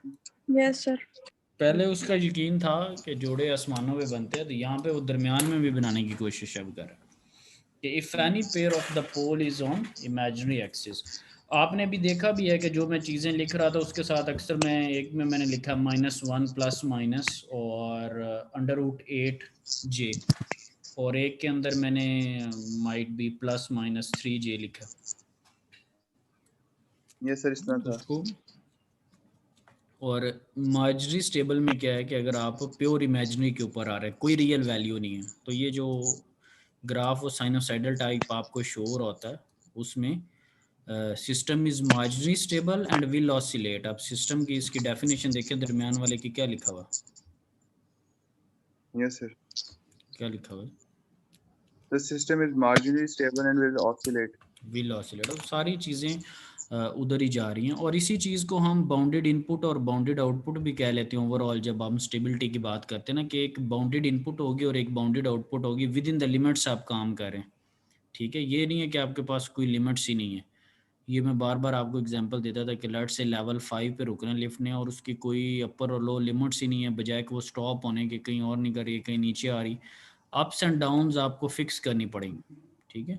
और यही वो बात थी जब मैंने आपको कहा था कि अगर एक दो दफ़ा एक्सीडेंट होना हो, छत को लगना हो, बाकी मैं सारी सहूलतें दे दूँ तो आप बैठेंगे। आपने कहा था नहीं सर हम नहीं बैठेंगे, याद करें सर, ठीक है। अगर सारी आपको सारी फैसिलिटीज़ प्रोवाइड कर दें और जस्ट उसमें अप्स एंड डाउन्स उसकी जो वो फिक्सिंग ना हो उसकी, तो आप कभी भी नहीं जो है उस पर, क्योंकि ये फिर ट्रांजिएंट रिस्पॉन्स और इस तरह की बातें सारी पीछे रह जाती हैं।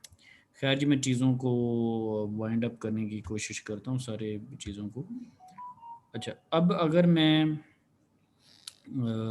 इन्हीं इसी बुक के ऊपर ये जो था ना, तो जब आप मैनुअल में जाएंगे ना, तो मैनुअल के साथ साथ वो जो मैंने सारी, अब आपके सामने बुक होगी ओपन ऐसी, ये सर बुक हो। तो इन चारों ग्राफ्स पे वन बाय वन हमने ऑसिलेशन डिस्कस की थी। बुक वाला इनके मैनुअल वाला एक चीज़ इनके साथ ऐड करेगा, क्या ऐड करेगा? स्टेबिलिटी के पॉइंट ऑफ व्यू से, कि कौन सा मार्जरी स्टेबल है, कौन सा स्टेबल है, कौन सा ऑसिलेट करता है और स्टेबिलिटी की तरफ चला जाता है। तो आप यहाँ पे कमेंट करने की कोशिश करें, पहला आपको स्टेबल लग रहा है? यस सर स्टेबल, क्योंकि दोनों लेफ्ट हाफ प्लेन में, लेफ्ट हाफ प्लेन में, ठीक है। और ये आपको कैसा लग रहा है दूसरे वाला? सर ये ऑसिलेशन हो रही है पर ये स्टेबल हो जाएगा। ठीक है, ऑसिलेशन हो रही है मगर ये ये सेकंड वाला है सर, सेकंड सिस्टम इमेजिनरी भी पार्ट है। ऑसिलेशन हो रही हैं लेकिन स्टेबल हो जाएगा, ठीक है। यस समझ बात? ठीक है। और ये वाला बताएं मुझे ज़रा, ये मार्जिनली वाला केस है, स्टेबल ही है। ठीक है। ये वाला मुझे केस बताएं जिसमें साइनोसाइडल टाइप आपको फील हो रही है। ये जो मार्जिनली स्टेबल और अनस्टेबल वाली बात थी। Yes sir. जी बताएं, क्या क्या फील हो रहा है आपको? ये मार्जिनली स्टेबल होगा। ये मार्जिनली स्टेबल है और ऑसिलेशंस इसकी कॉन्टिन्यूसली हो रही हैं, इनफाइनाइट ऑसिलेशंस, और ये स्टेबिलिटी की तरफ नहीं जा रहा, ठीक है जी। Yes sir. ये आपके पास क्या है जी? तो ये भी स्टेबल होगा, लेफ्ट हाफ प्लेन में सर, दोनों पोल्स हमारे पास, दोनों पोल्स रियल हैं और लेफ्ट हाफ प्लेन पे आ रहे हैं, तो वो कह रहे हैं कि ये भी जो है वो स्टेबल होगा, स्टेबल होगा, ठीक है। बस इसमें एक चीज़ ये है कि ये पहले और आखिरी में फ़र्क ये है कि ये थोड़ा क्विकली स्टेडी स्टेट को अप्रोच करेगा। क्या करेगा? क्विकली अपनी फाइनल वैल्यू को अप्रोच करेगा। अप्रोच तो बाकियों में से भी कुछ करने की कोशिश करें। तो आखिरी और पहले में बड़ी सिमिलैरिटी नज़र आ रही, क्या ख्याल है? ये भी आपके सामने जो पेज है उसमें क्रिटिकल डैम्ड और ओवर डैम में आपको काफ़ी सिमिलैरिटी नज़र आ रही। तो क्रिटिकल वाला जो है बस वो थोड़ा सा क्विकर जो है उसका रिस्पॉन्स होता है टुवर्ड्स देयर फाइनल वैल्यू जो आपको ओरिजिनली जो चाहिए, और दोनों स्टेबल हैं और दोनों ऑसिलेट भी नहीं कर रहे, ठीक है। बहुत ज़्यादा सिमिलैरिटी है, फ़र्क क्या है कि इसका response comparatively a little bit quicker जो है वो होगा। और सर हम ये भी तो कह सकते हैं कि ओवर टाइम का जो ट्रांजिएंट टाइम है वो ज्यादा है as compare to critically damped.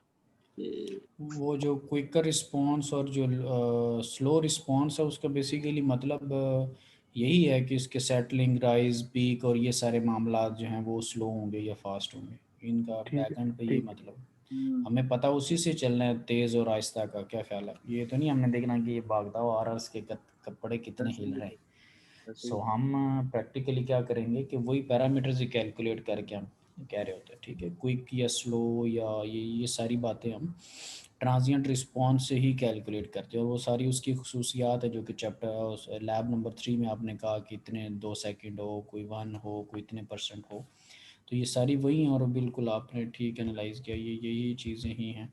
अब क्या उसको कहते हैं, आ जाते हैं जी मैनुअल पे। मैनुअल के अल्हम्दुलिल्लाह सारी चीज़ें हमारी कवर हो चुकी हैं। अब मैनुअल को ज़रा क्विक वे में डिस्कस करने की कोशिश करते हैं जी।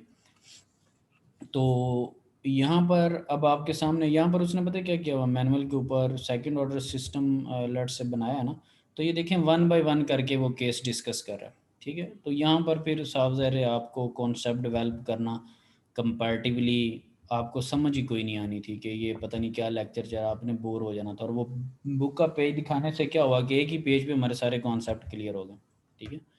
सो आपने भी कभी उस पर लेट्स मैं देखूँ ये भला फिगर कौन सी थी बुक के अंदर ना, अगर आप लोगों ने देखना हो तो इसको, ये फिगर 4.7 है, second order system, pole, plot and step responses ना।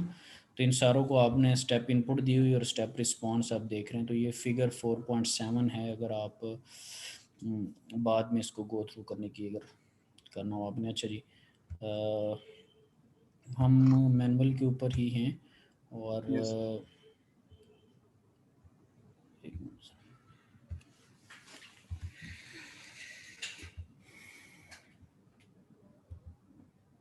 अब इसमें अगर आप देखें तो उसने टास्क नंबर 3 पे लिखा हुआ है अंडर डैम्ड केस ना।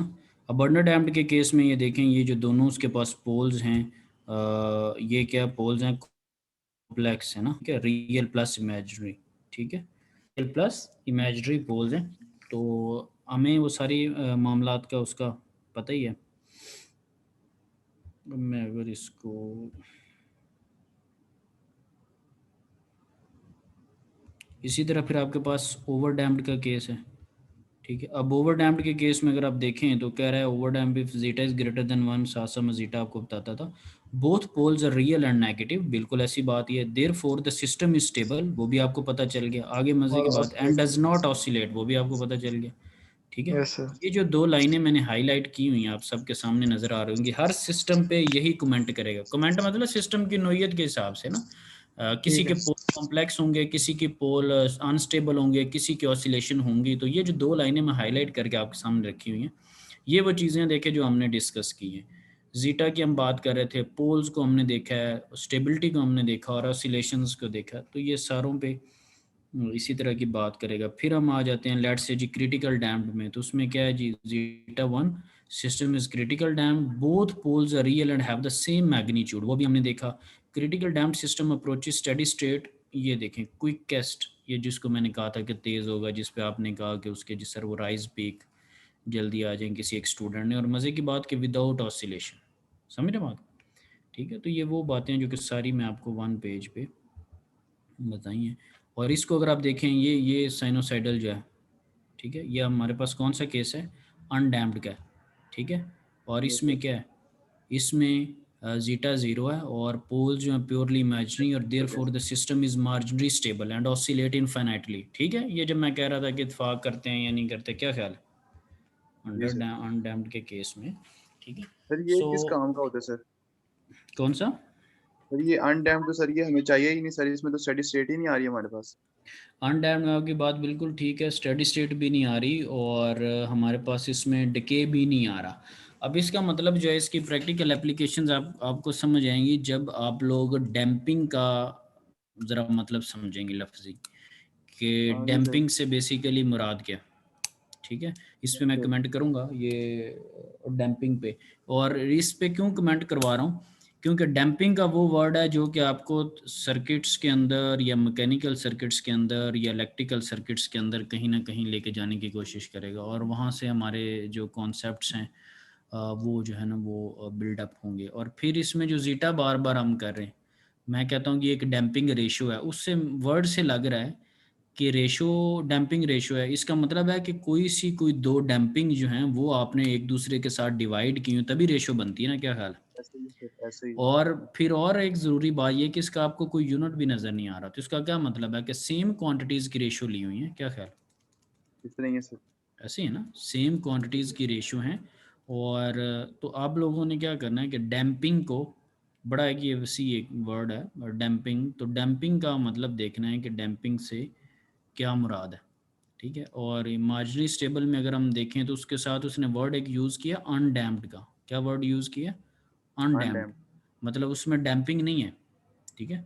सो वहाँ से थोड़ा हमें जब डैम्पिंग का वर्ड पता चलेगा किन में है किन में नहीं है, तो फिर हम अपने रियलिटी के कॉन्सेप्ट्स की तरफ जाएंगे, ठीक है, सर वो कि डैम्प वही ऑसिलेशंस होता की है तरफ।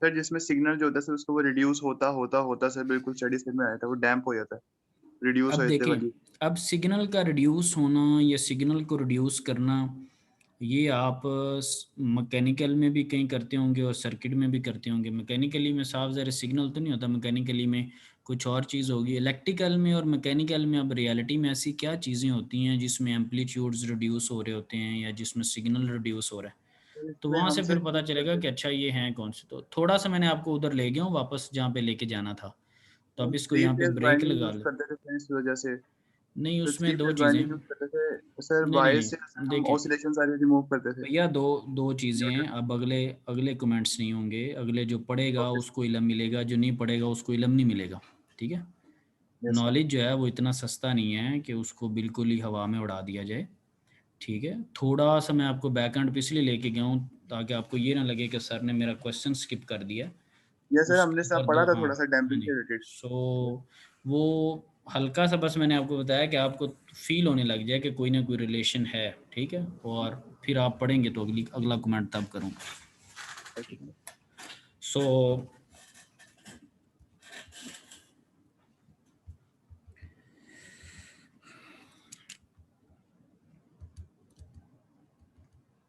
क्योंकि जैसे ही आप उसको स्टडी करें आपको सारी चीज़ें फिंगर टिप्स पे हो जाएंगी कि क्यों हम कर रहे हैं।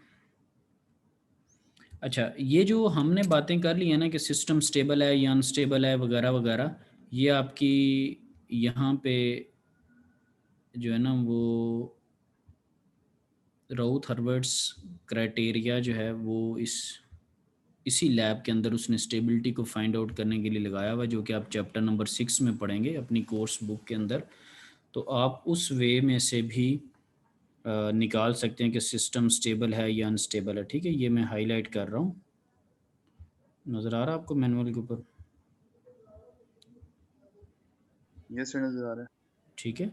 सो इसके थ्रू भी जो है वो हम स्टेबिलिटी कैलकुलेट करते हैं। फिर वहाँ पर ये ज़रूरत सामने रखी जाएगी कि क्यों करते हैं वगैरह वगैरह। लेट से आपके पास 9 ऑर्डर सिस्टम है, ठीक है। तो अब 9 के तो कैलकुलेटर पे आप नहीं ना पोल निकाल सकते, क्या ख्याल है? सही हो गया सर। 6 ऑर्डर, 7th 8 9 वगैरह सम हाउ। सो आप इसको चैप्टर नंबर 6 में पढ़ेंगे और उसमें फिर आप देखेंगे कि इस मैथमेटिकल क्राइटेरिया ने आपको क्या चीज़ बताई है। यहाँ पर ये एक उसने करने की भी कोशिश की है, साफ ज़ाहिर है ये लैब की डोमेन नहीं है, ठीक है। और वो तो चले मैंने की हुई हैं सारी चीज़ें, तो इसलिए मैं आपको बता रहा हूँ कि आपने कहाँ कहाँ पे करनी है, ठीक है जी। सो ये पूरा साफ ज़ाहिर चैप्टर है ना। अब अगर कोई बंदा कहे कि सर स्किप कर गया, तो मैं इतना अब तो नहीं हूँ कि मैं एक चैप्टर को जो है वो 10-15 मिनटों में आपको यहाँ पे करवाता फिर, ऐसे ही प्लीज। ठीक है। तो किसी ने अगर अपनी तसल्ली के लिए देखना हो तो चैप्टर नंबर 6 का चलें जाके नाम ही सिर्फ पढ़ लीजिएगा। अच्छा जी, तो अब वापस उधर कोई एक देख लेते हैं बस हमारे पास प्रोग्राम। तो अच्छा, इसमें देखें अब अनडैम्प्ड को जब आप सॉल्व करें ना तो आपने लिखा हुआ जीटा इज इक्वल टू 0, ठीक है। और ये देखें G4 जो कि सिस्टम का रिस्पॉन्स है। अब इसके अंदर काफ़ी सारी चीज़ें हैं जिसको अभी 1 बाय 1 देखेंगे। KDC, ठीक है, जो कि उसका DC गेन है। ओमेगा एन है, ओमेगा आप एंगुलर फ्रीक्वेंसी को रिप्रेजेंट कर रहे होते हैं, एन का साथ में एक सिंबल आ रहा है, लेट्स सी कि ये हमारे पास क्या चीज़ है, ठीक है। और ये आपको डैम्पिंग रेशो में भी वर्ड आपको देखने को मिलेगा, ठीक है। और ये आपकी क्लैरिफिकेशन के लिए कि इसमें डैम्पिंग रेशो जब आप करेंगे तो उस रेशो के अंदर दो टाइप की आपको फ्रीक्वेंसीज नज़र आ रही हैं, एक के साथ नेचुरल फ्रीक्वेंसी का वर्ड होगा, एक के साथ और वर्ड होगा, ठीक है। सो मेगा हमारे पास फ्रीक्वेंसी को ज़ाहिर कर रहा है, और पीजी मैप के अंदर आप पोल ज़ीरो मैप उसका देख रहे हैं, वो अगर आपने देखना हो कि जी इसके अंदर रियल है इमेजनरी है क्या है, ये जो तस्वीरें बनी हुई थी कि पोल बन कहाँ पे रहे हैं, तो ये आपको पोल बना के दिखा देगा, you don't need to calculate it, ठीक है, बात समझ रहे हैं ज़रा। So you don't need to calculate it, ठीक है जी। फिर ये देखें स्टेप G4 की कमांड क्या करी है, स्टेप G4,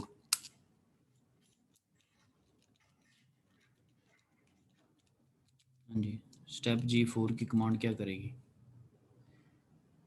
G4 जो है वो that is your transfer function of the system. कोई भी आपके पास सिस्टम है जिसके अंदर आपका ट्रांसफ़र फंक्शन सेव है और G4 आपने उसका नाम रखा हुआ है। सो गाइस स्टेप G4 का क्या मतलब है,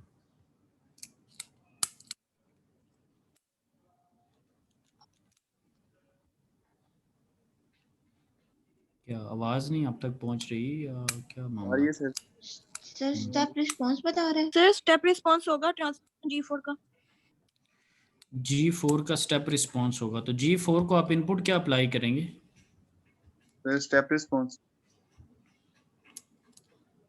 sir, yes unit step function sir, unit step करेंगे, स्टेप रिस्पांस नहीं अप्लाई करेंगे, यूनिट स्टेप करेंगे, और वो जो स्टेप इनपुट के ऊपर आपको जो आउटपुट देगा उसको आप कह रहे होंगे स्टेप रिस्पांस। स्टेप रिस्पांस सो ठीक है, इसके करने से क्या होगा, एक एक करने से आपको पोल ज़ीरोज़ उसने बना के दिखा दिए, आपने वो अपने कॉन्सेप्ट सेट कर लिए कि ओके जी ये कहाँ पे लाई कर रहे थे, जो अभी मैं कोर्स की बुक से आप सारों को समझा रहा था, और एक में आपने उसका रिस्पॉन्स देख लिया कि ऑसिलेशंस हो रही हैं नहीं हो रही, क्या मामला था, ठीक है जी। अब इसमें एक जनरल फॉर्म आप लोग देख लें कि होती क्या चीज़ें ना। अब यहाँ पे आ जाए, ये देखें कि यहाँ पर आपको समझाने की खातर उसने क्या किया है, इसको ज़रा हल्का सा प्यार से ज़रा देखना है कि ये अगर आप देखें तो इसमें मेरे पास आउटपुट है सेकंड ऑर्डर है, और आउटपुट के साथ सिंगल ऑर्डर है, और आउटपुट वैसे ही लिखी हुई है, और के कुछ कांस्टेंट्स हैं, बी ये भी आपके पास कांस्टेंट है, और एम भी आपके पास कांस्टेंट है। इसी तरह इसको डिफरेंशियल में दिया है डबल डेरिवेटिव और zeta damping ratio omega n might be natural frequency,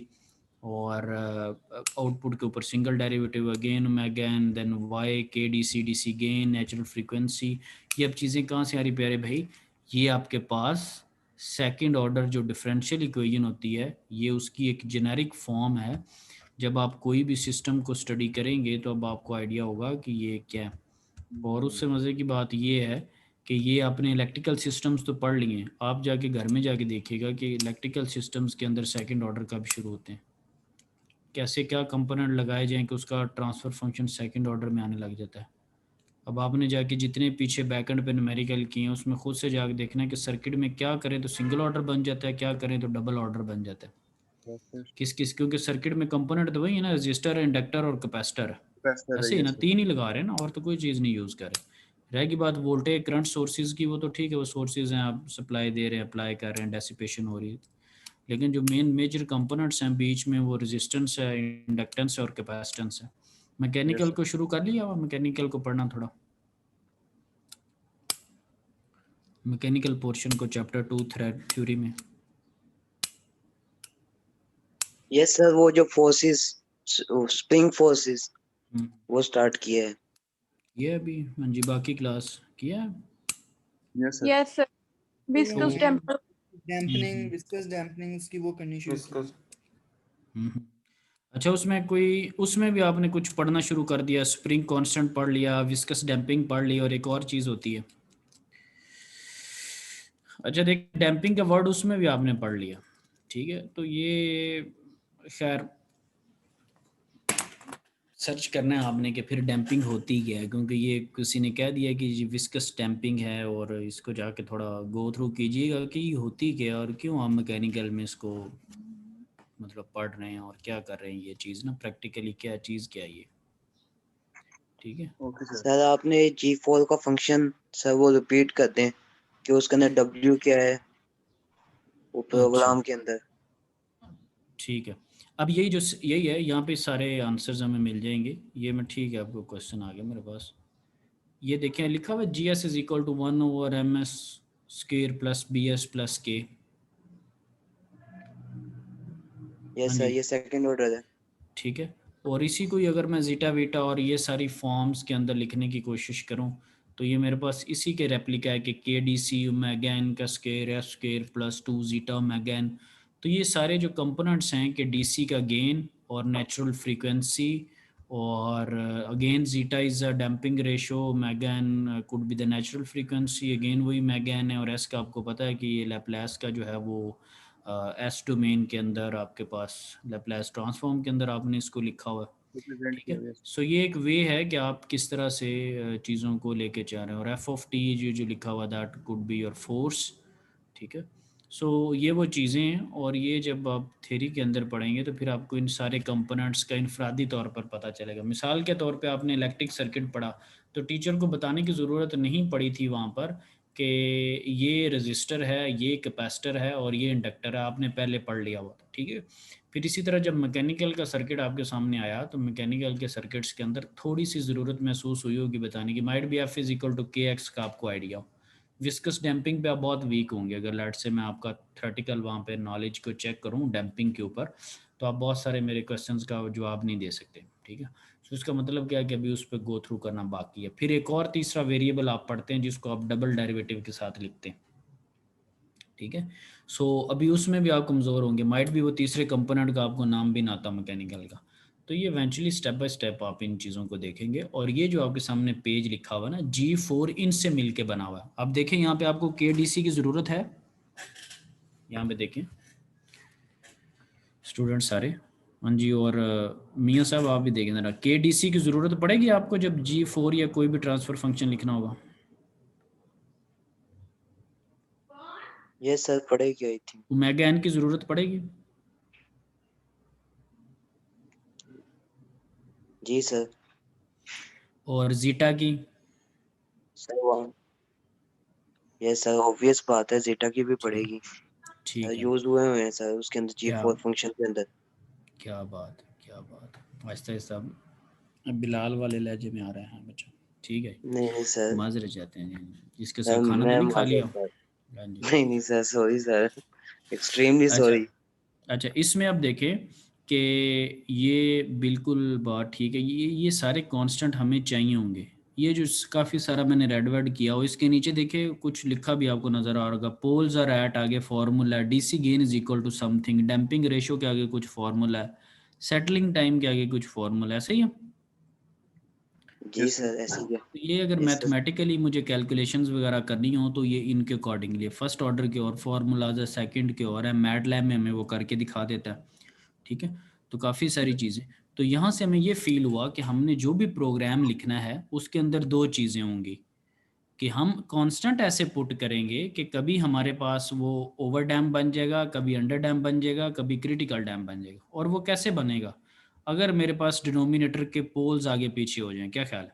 denominator के पोल्स कहाँ पे होते हैं? डिनोमिनेटर में होते हैं, एम आई राइट? पोल्स कहाँ पे होते हैं मेरे भाई? डिनोमिनेटर में। तो पोल्स को अगर मैं पोल्स की वैल्यूज चेंज कर दूं, सिस्टम की टाइप चेंज हो जाएगी?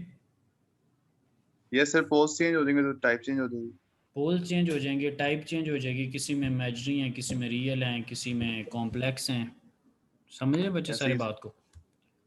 तो इसी वजह से अब मैं सारी को ख़त्म कर देता हूँ, मतलब अब मैं आ जाता हूँ जी किसी भी वो G4 वगैरह का जो बात कर रहे थे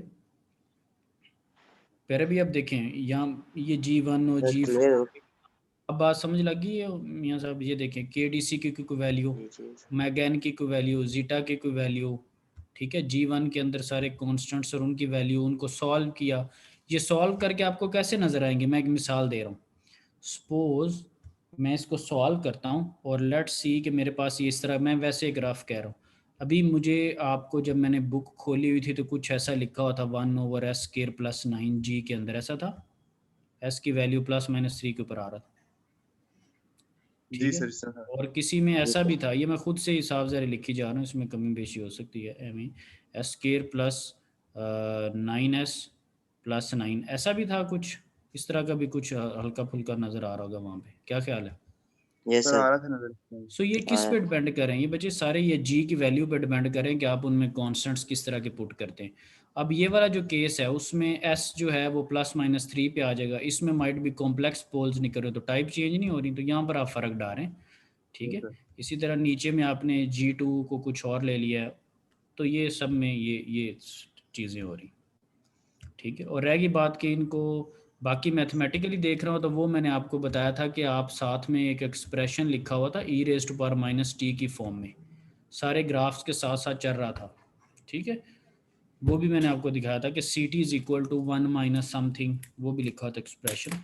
तो आप उनको देख के जब आपने बनाने हो तो ये सारी चीज़ें आप वहाँ पर जो है वो बनाते हैं, ठीक है। क्योंकि आपको अगर मैटलैब नहीं है तो आपने अगर बनाने होंगे तो आप क्या करेंगे कि टाइम 0 को डाला फंक्शन में, टाइम 1 को डाला, टाइम 2 को डाला, डॉट्स लगाए, उन डॉट्स को मिलाया, ग्राफ बना, क्या ख्याल है? यही कर सकते हैं ना आप, अगर ये टूल्स, ठीक है जी। सो चलें जी, दैट्स ऑल अबाउट टुडे। ये आपने चीज़ें जो है वो देखनी कि सिस्टम स्टेबल है, अनस्टेबल है, उसका रिस्पॉन्स कैसा है, लफ्ज़ कैसे लिखे हुए हैं, क्या मामलात हैं सारे, ठीक हो गया ठीक सर। सही है। ये आप चीज़ों को देखें और इसमें अगर आपको किसी चीज़ की नहीं समझ तो आप जो है वो बताइएगा, ठीक है। और जो टास्क नंबर 6 है, determine using MATLAB if the close loop system is stable, ये इसमें राउत की उसने कुछ चीज़ें आपको बताने की कोशिश की हैं, तो वो ऑब्वियसली मैंने कहा कि आप उसको कुछ चीज़ों को जो है वो थ्योरेटिकली डिस्कस करेंगे। इसमें लैब वाइज मैक्सिमम जहाँ तक हो आप इसको कर लीजिए, अगर उसमें कोई इशू वगैरह हो तो वी कैन डिस्कस। और इस बुक की एक और ब्यूटी है कि शायद पता नहीं आपने नोट किया या नहीं किया, थ्योरी के साथ साथ राइट साइड पे मैटलैब के कोड्स लिखे हुए हैं, जी सर नोट, ऐसा ही है। जी सर ऐसा ही है। ठीक है। सो वो बेसिकली अगर इसको मैटलैब के साथ थोड़ी इस्लाम दुआ है, वो आपको पूरे वो थ्योरेटिकल चीज़ों के वहाँ पे मैटलैब के कोड्स हैं, कुछ के एक्सरसाइज में कोड्स हैं, बहुत आउट क्लास किस्म की वो बुक और मैनुअल का वो तर्ज है। अगर मतलब किसी ने लर्निंग करनी हो तो बड़ी आउट क्लास चीज़ें हैं इसके अंदर, ठीक है। पढ़ आप थ्योरी रहे हैं और वहाँ पे सारी चीज़ें आपको वेरीफाई करने के लिए वो सारी साथ में लिखी हुई हैं, ठीक है। उसी तरह हिसाब से मैनुअल के अंदर भी कुछ थ्योरी की चीज़ें हैं, कुछ वो ग्राफ्स की चीज़ें, ठीक है।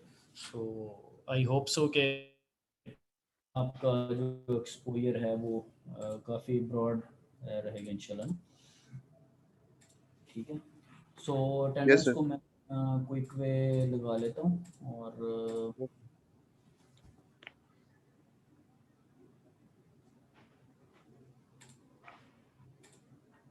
सर ये जीटा का एक दफा दोबारा बता देंगे सर।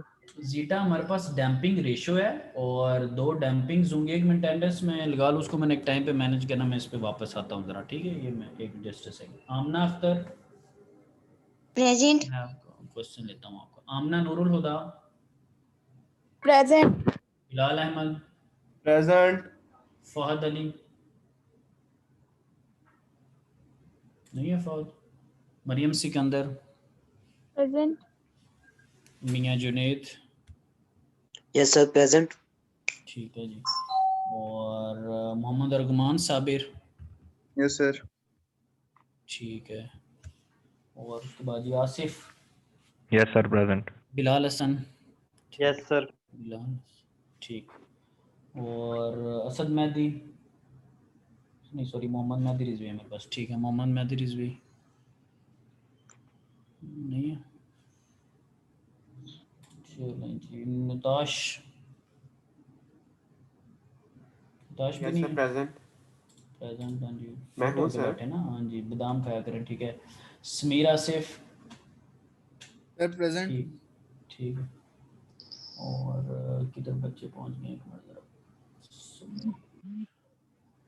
ठीक है जी। वलीद अहमद, ये है सर प्रेजेंट। ठीक है जी। Numan Ahmad, yes sir present.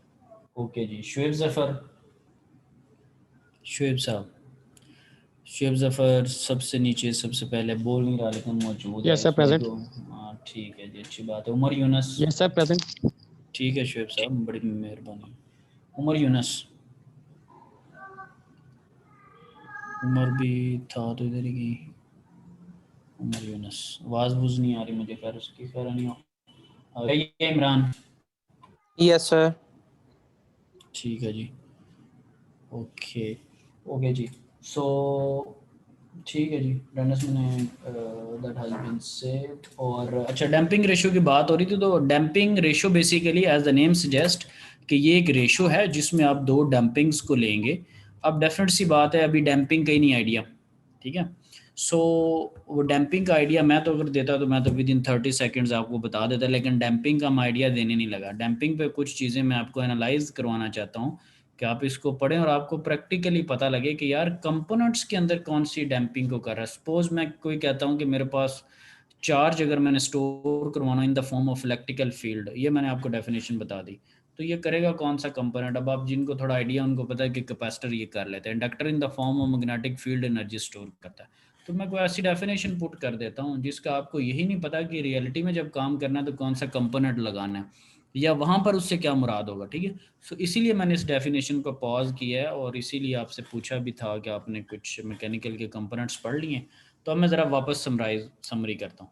सो आप वहाँ पर देखेंगे कि आपके पास कोई ना कोई दो टाइप्स की डैम्पिंग होगी जिनको आपने डिवाइड करके इस रेशो को फाइंड आउट किया होगा, ठीक है। फिर जब आपको वो डैम्पिंग का मतलब पता चल जाएगा प्रैक्टिकली, तो फिर ये जो वर्ड था लेट्स से अनडैम्प्ड, जिससे मुराद ये हो रहा है कि इसमें तो डैम्पिंग है ही नहीं, वो भी आपको क्लियर होगा कि ये क्यों, इसका नाम क्यों अनडैम्प्ड रखा गया। फिर आपको महसूस होगा कि ओवर डैम्प्ड वाला जो था उसका नाम ऐसा क्यों रखा गया, अंडर वाले का नाम ऐसा क्यों रखा गया कि वो किसी खास से नीचे आ रहा है, ओवर वाला किसी खास से ऊपर जा रहा है, और अनडैम्प्ड में वो एलिमेंट ही मौजूद नहीं है, और क्रिटिकल के अंदर वो क्विकर रिस्पॉन्स दे रहा है और उसका नाम आपने क्रिटिकल रख दिया। यानी कि जैसे कहते हैं ना, बड़ी वो क्रिटिकल सिचुएशन में, वो मतलब जिसका पाकिस्तानी नाजुक वाला तर्जुमा कर लेते हैं, वैसे तो कुछ और है।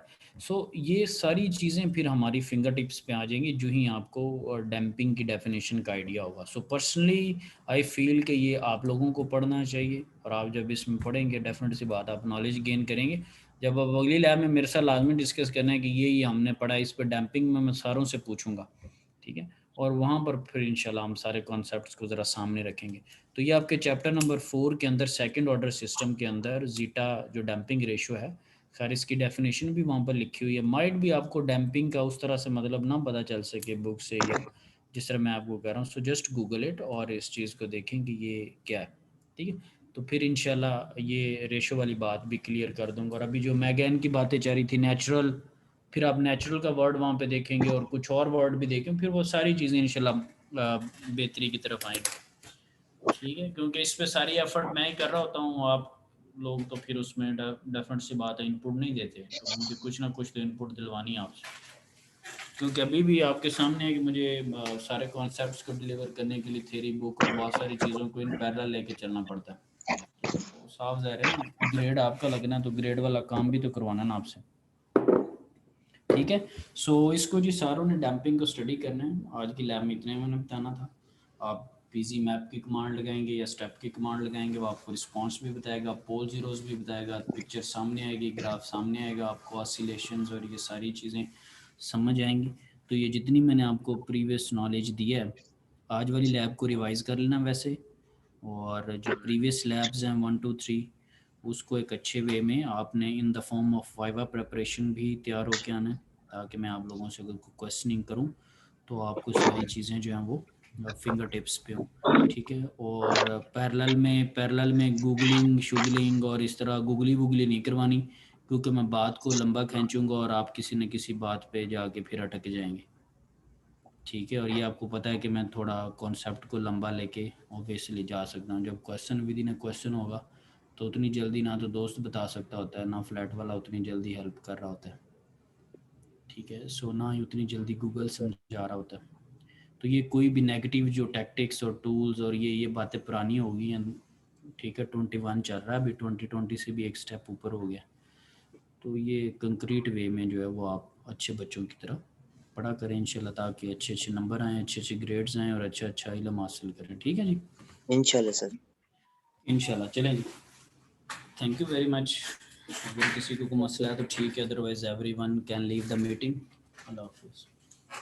अल्लाह हाफिज़। अल्लाह हाफिज़।